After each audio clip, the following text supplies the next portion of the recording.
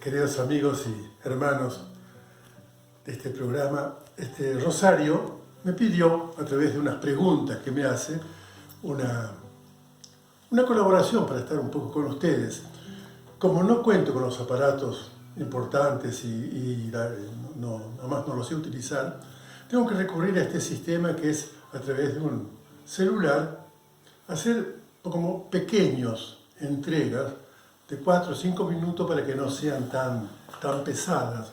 Entonces, más que responder a todas las preguntas que me hace Rosario, es un poco compartir con ustedes en base a esas preguntas, pero no respondiendo a las preguntas como tal. Ella me dice, si te preguntaran quién es o quién sos, entonces dice, ¿quién es Mamerto Menapace? Digan siempre Menapace, no Menapache. Y le explico por qué. Porque el apellido de mis abuelos, bisabuelos, era Mendelpaz. Era un apellido austríaco, de gente que bajó al norte, quedaron en el Tirol, y ahí pero todavía cuando llegan a Argentina firman Menapaz con 2 S. Entonces nunca sentían mis parientes que me dijeran Menapache, sino siempre Menapaz o Menapace. Bueno, digo esto para que empezar a no confundir nombres. Bueno, diría lo siguiente, que soy el 9º hermano de 13 que éramos.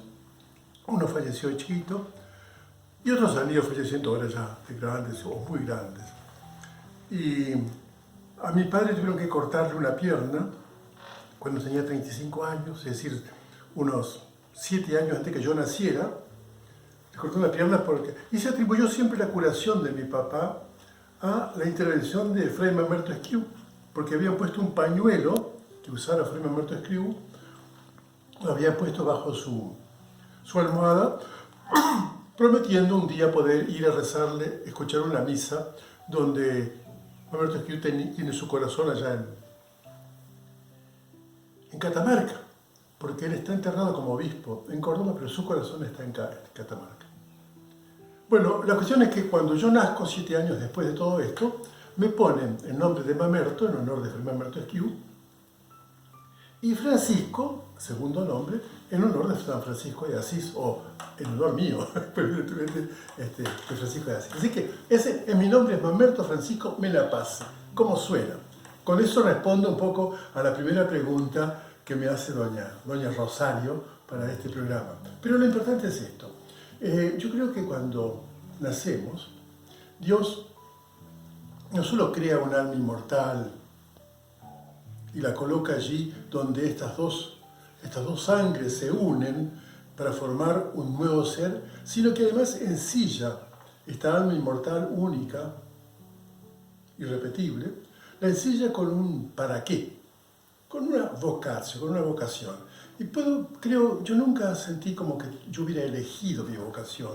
Yo más bien siempre me sentí elegido, como que Dios me dio una vocación, un llamado, y después lo que uno tiene que hacer es cómo descubrir ese llamado, cómo ir descubriéndolo. A veces uno lo descubre como una especie de intuición que lleva adentro, y otras veces las circunstancias van ayudando un poco a que uno descubra no solo lo que tiene que hacer, sino dónde tiene que hacerlo y cómo tiene que hacerlo.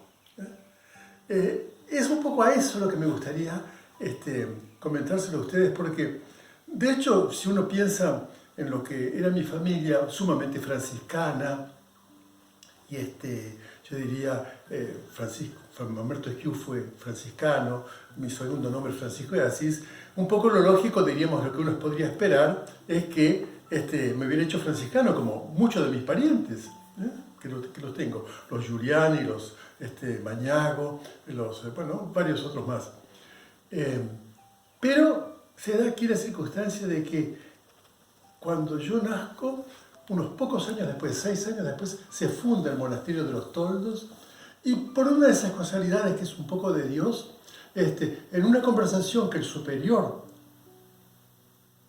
de este monasterio, que era suizo, tiene entre las hermanas de Virrey del Pino, donde estaba la hermana Bernarda y mi hermana también como postulante, comenta que se abrió un colegio, y en aquel tiempo la manera más normal que un chico de campo, de una familia numerosa, sin posibilidades económicas, tenía de poder estudiar, era que fuera recibido en algún seráfico,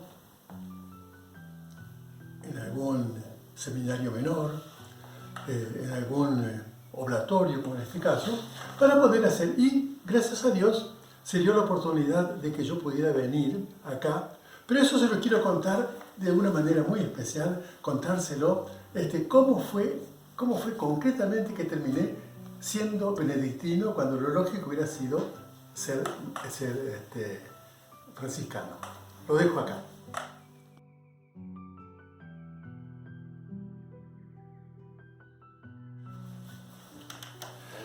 Bueno, como les decía en la charla anterior, yo estoy profundamente convencido de que fue Dios el que me puso la vocación, y te voy a contar un poquito cómo me ayudó a descubrir de una manera que nunca hubiera esperado dónde realizar esa vocación y cómo realizarla. Y yo diría, siendo qué en esa vocación, porque mi idea era, en realidad, ser cura, como pensaban los que conocía yo de parroquia, el padre Nadalich, el padre Pontón, el padre, tantos otros que he conocido allá en el norte. Primos míos también, Cainelli, Nardelli, Cainelli, que eran sacerdotes. Pero resulta que acá en este lugar se había abierto un monasterio en el año 48. Yo nazco en el 42, o sea, yo tenía 6 años cuando se funda este monasterio. Y el superior de ese monasterio, que sabía poco castellano, porque había tenido que estar trabajando acá, mientras otros habían aprendido castellano, cuando iba a Buenos Aires iba a un convento de unas hermanas suizas alemanas en Virrey del Pino. ¿Vieron? ¿Se acuerdan de la televisión cuando la hermana Bernarda enseñaba a hacer dulces tentaciones, postres? Bueno, esa era una chica en ese momento de 16 años y una hermana mía era compañera de ella en ese colegio de las hermanas. Y allí fue a parar una noche, que tenía que ir a Buenos Aires, el superior maestro de nuestro monasterio, y conversando con el grupo de las jovencitas, de las postulantas, le comentó que había abierto una especie como de pequeño seminario menor, pero pequeño, de repente, de 4 o 5 personas, en las cuales quería recibir chicos que quisieran estudiar. Y terminados los estudios se vería lo que querían hacer, entre ellos la posibilidad de ser monjes. Mi hermana dice que tiene un hermanito, que era yo. El superior, con mucha sencillez, le dice, bueno, escribile a tus viejos y escribile a él. Si tiene ganas, nosotros lo buscamos y nos encargamos de ayudarle en los estudios. Y así fue. Un 18 de septiembre del año 1952, a las 4 de la tarde, apareció un auto frente a mi escuela, totalmente un rancho de campo, donde no pasaba ni el tiempo por ahí, porque ahí se iba a caballo o a pie, porque estábamos entre las chacras y el monte quebrachero. Hasta el maestro venía en bicicleta desde el pueblo, que eran como 2 leguas. A las 4 de la tarde para un auto y ahí fue el misterio, porque yo estaba... Y no les miento si les digo un recuerdo que me contó mi mamá.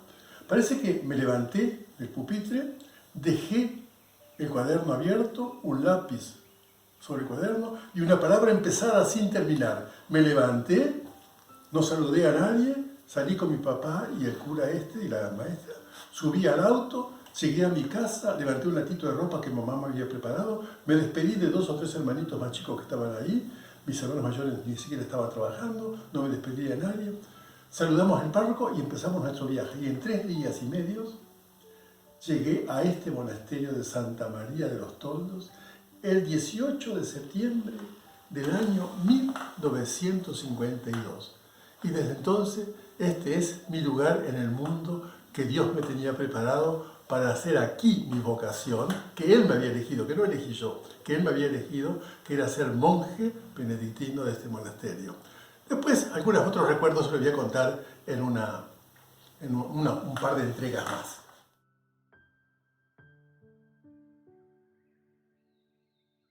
Bueno, algunas otras anécdotas en mi vida que pueden ser significativas.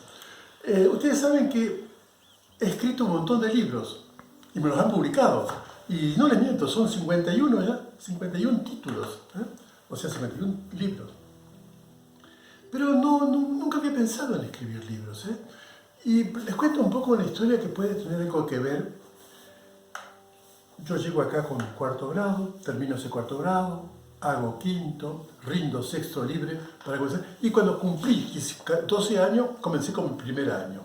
3 años de estudio, el ciclo básico de la secundaria, estudiando en el monasterio y diendo exámenes libres en la ciudad de Los Toldos. 11, 12 exámenes. El primer año me bocharon en castellano. Después escribí libros. El segundo año me bocharon en geografía, después viajé por todo el mundo. El tercer año me mandaron en contabilidad a marzo. Y después tuve que ser 4 años ecónomo del monasterio. Para que vean que a veces los bis funcionan. Lo digo esto para los que por ahí sufren algún percance en sus exámenes, sepan que a veces repetir es una buena técnica. Termino mi cosa, voy a casa por primera vez con 15 años, yo lo dejé con 10, recién volví a casa con 15, y después comienzo mi secundaria, que en realidad fueron 2 años de magisterio en Luján con los hermanos. Y cuando cumplí 17 años, ese día comencé mi retiro para empezar el noviciado de monje. A los 18 años hice mi profesión, 2 años de filosofía, que en realidad fueron 3 porque aprovechamos las vacaciones, y con 20 años me fui a Chile a hacer 4 años de teología en un monasterio como el nuestro. Y aquí viene un poco eso que yo le decía. El segundo año, tengo que contarlo porque es una experiencia muy fuerte. El segundo año caí en un cansancio mental, llamarlo depresión, unas angustias fenomenales. Unas angustias que realmente creo que fue el mayor sufrimiento de mi vida, junto con las nostalgias que había tenido de mi tierra. Y realmente pensé que era el final, no sabía cómo salir.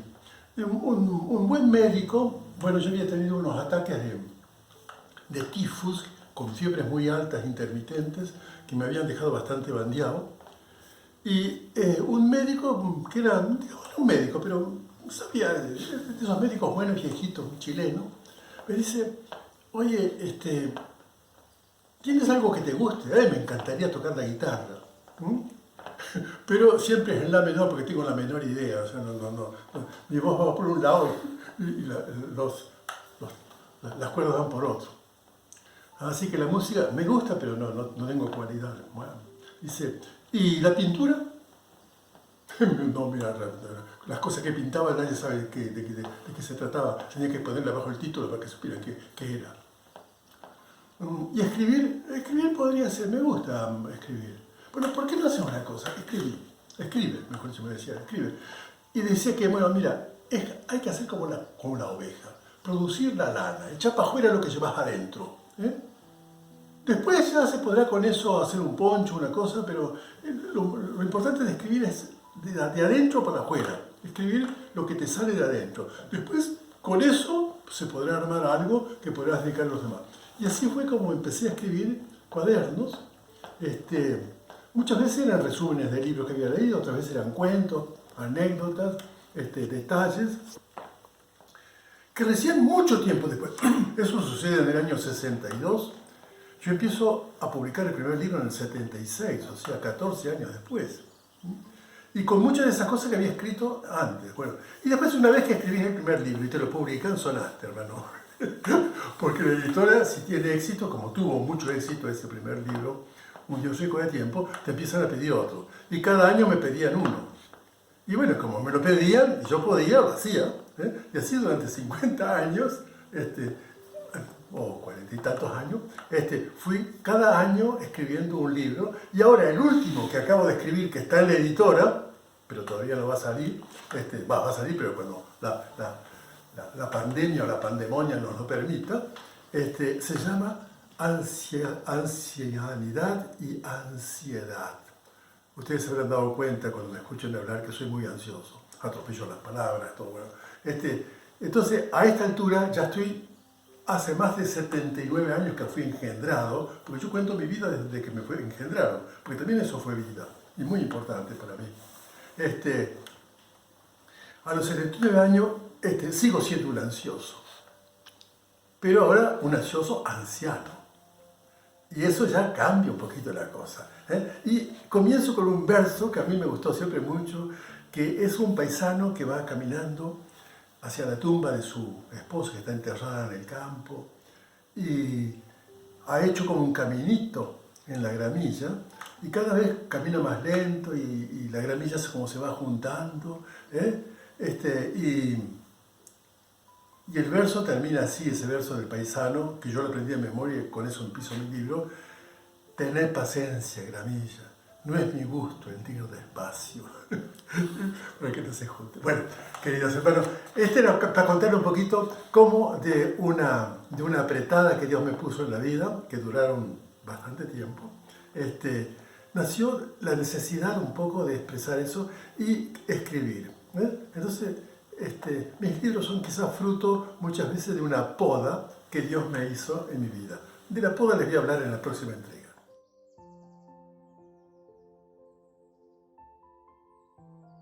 Siempre me he caracterizado por utilizar el humor como un vehículo para conectarme. Dos cosas creo que particularmente me han motivado. Primero, todo lo que es terruñero, del campo. Viví siempre, piense que de los 80 años que tengo, casi 80, he vivido siempre en una situación rural. Quizás menos cuando estuve un año en Roma, que viví en una ciudad, pero incluso cuando vivía en Chile, vivíamos en un barrio en las afueras de la ciudad llamado Las Condes, que en el tiempo era campo pelado, era cerro pelado, no había nada. Salíamos de ahí caminando hacia la cordillera. Ahora es uno de los barrios más elegantes, más chic de Santiago. Entonces, todo lo que es terruñero, campo, criollo, y el humor quizás han sido las dos poco características, por supuesto con lo religioso, que es lo básico en mi caso. Pero, ¿por qué? Porque yo pienso que el humor es una realidad, yo pienso en una realidad es que yo creo que en una pareja, en una familia, en un monasterio, donde termina el humor, empieza el campo de concentración. Donde hay que convivir, el humor es un recurso que es muy distinto de la ironía. La ironía se ríe del otro, el humor se ríe con los otros y, si posible, de uno mismo. Entonces, siempre el humor me gustó como un método, una forma. Pero quizás lo más característico mío ha sido el recurso al lenguaje, a las imágenes, a todo lo que podía ser el mundo rural. Piense que yo hasta los 10 años viví realmente en chacra, pero chacra bien en la ceja entre el monte.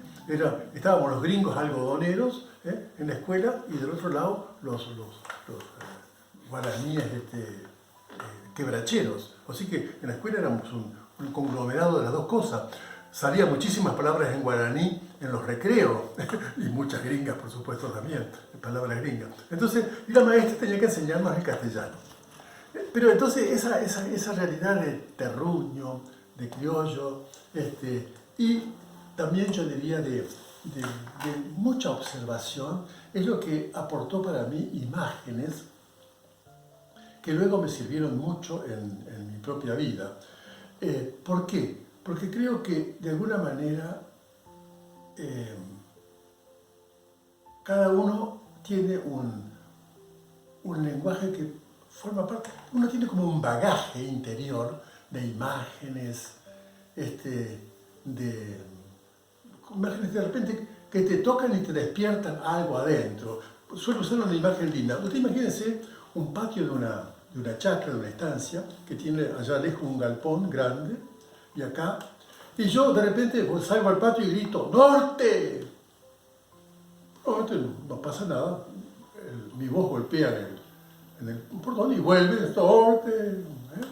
Pero si en ese patio hay un perro dormido que se llama Norte, mi voz lo despierta y viene corriendo hacia mí, y yo lo puedo mandar a buscar, sacar las ovejas del maizal donde entraron, o correr el chancho que se salió de aquella cosa, o buscar. Bueno, ustedes ven, cuando hay fidelidades dormidas dentro de nosotros, hay palabras, hay imágenes, hay momentos en que esa es despertada, esa realidad. Por eso yo pienso que mis libros, ya que me han preguntado sobre eso concretamente, mis libros quizás gustan más allí donde hay personas que tienen en su reserva, en su memoria, muchas veces escondidas, tienen esas imágenes, esos recuerdos. ¿Cuántas veces, y lo digo muchas veces, me han escrito personas más o menos de mi edad, que dicen, che, cuando contás eso de que llegaste a la escuela y dejaste atado el caballo al alambrado y pusiste cojinillo al revés, dice, contaste mi vida. Yo pasé toda mi infancia así, incluso de maestra tuve que hacer eso. Entonces me siento como identificado de repente, nunca más había pensado en eso y ahora cuando lo decís, bueno, y creo que tantas veces, ¿por qué Jesús contaba parábolas? La oveja que se había perdido, la señora que buscaba la moneda que no encontraba, el hombre que le nacieron el mal yuyo en el medio del trigal, y ahora, ya que se pone un poquito con humor, le voy a contar, me lo pidieron, le voy a contar una parábola. ¿Ustedes se acuerdan de la parábola de que Jesús dice que un tipo tenía ovejas, se perdió una, y la fue a buscar, qué sé yo, se puso tan contento que la cargó y volvió y llamó a los amigos para decirle, bueno, era un buen pastor que era capaz de sacrificar la noche para salvar una oveja. Ahora yo les voy a contar lo que se llama una parábola cimarrona, es decir, un mal pastor. Este mal pastor tenía también 100 ovejas, pero tenía una que era una calamidad. Bastaba que fuera un día de lluvia, de repente la oveja se escapaba y había que estar buscándola debajo el temporal o lo que sea. Ya lo tenía patilludo al pobre pastor. Cada vez que le decía, seguro que fue, y sí, faltaba esa oveja. Bueno, una noche así, de esas noches bravas, sale a buscar la oveja. Estaba ya desesperado. Bueno, como a las 2 de la mañana la encuentra, la agarra, la carga sobre los hombros, vuelve al corral, reúne a los amigos y dice, alégrense conmigo, encontré la oveja, la carneó y hizo un asado para todos. Bueno, es lo que a veces quizás un papá o una mamá tendría que decirle, vení para acá que te rompo la cabeza. No, ¿para qué va a venir si le rompe la cabeza? No va a venir. No, al contrario. Bueno, yo diría que muchas veces lo que tenemos ganas es de perdemos la paciencia, pero qué bueno es en ese momento también tener humor para saber relativizar. El humor es un cable a tierra. Bueno, queridos, ya les hice estas 3, 4 entregas, creo que por hoy suficiente. Si algún día la Rosario me da más oportunidad, le puedo contar otras cosas, pero ya un poquito más con mensaje. Esto era más bien recuerdo y darme a conocer. Espero que no me cierren la revista o que no se, ¿cómo se llama? Se sigan abonando a la revista. Que Dios los bendiga. Ahora sí, como cura, quiero darle la bendición en el nombre del Padre, del Hijo y del Espíritu Santo.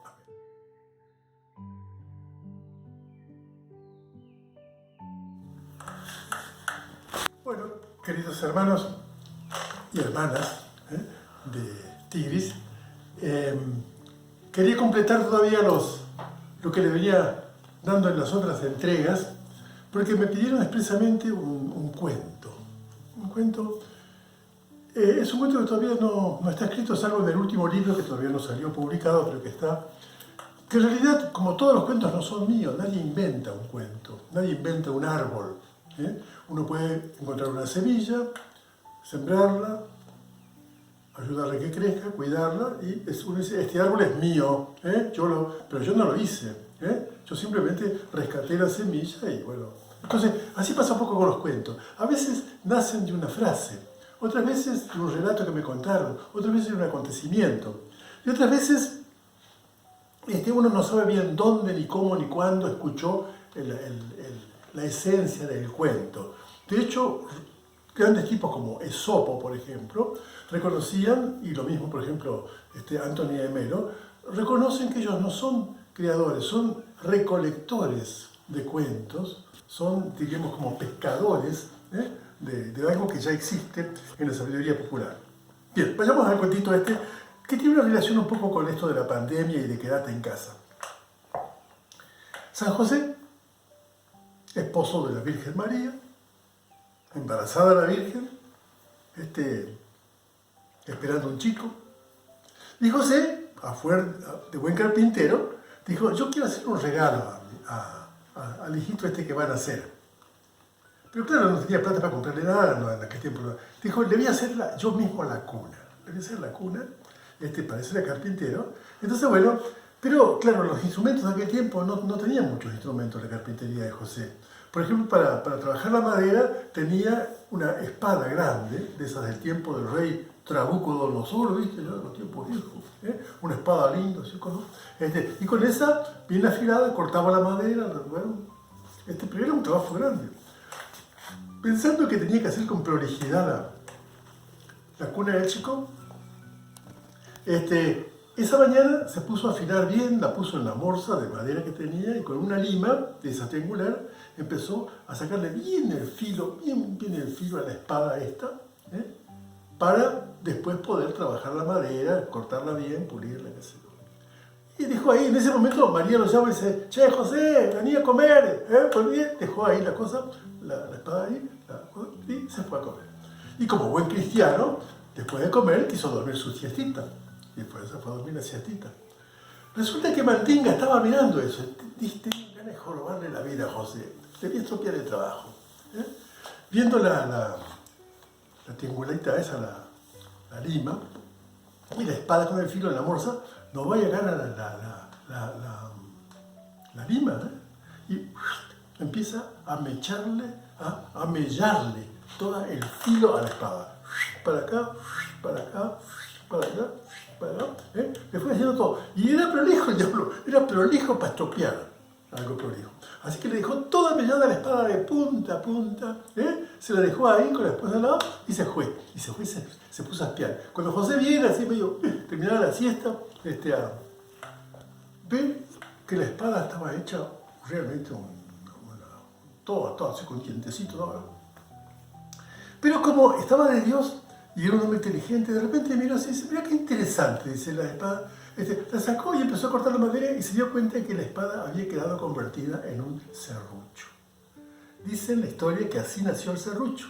El diablo le melló la espada a José, creyendo estropearle el trabajo, y resulta que la espada, que era más o menos útil, resultó utilísima gracias al trabajo del diablo. Bueno, yo pienso, quizás la pandemia nos va a mellar nuestro tiempo, nuestro trabajo, nuestra relación familiar, le va a crear situaciones nuevas. Lo lindo sería que Dios nos diera la inteligencia para descubrir que detrás de esto se está inventando algo nuevo. La espada quedará convertida en serrucho, y el serrucho será, para el trabajo que Dios nos va a pedir, mucho más importante, interesante que la espada que había sido creada con otro criterio y para otra cosa. Digo, ¿no? Y colorín colorado, el cuento se me ha acabado y yo los quiero decir hasta la próxima con la gracia de Dios y su bendición. En el nombre del Padre, del Hijo y del Espíritu Santo.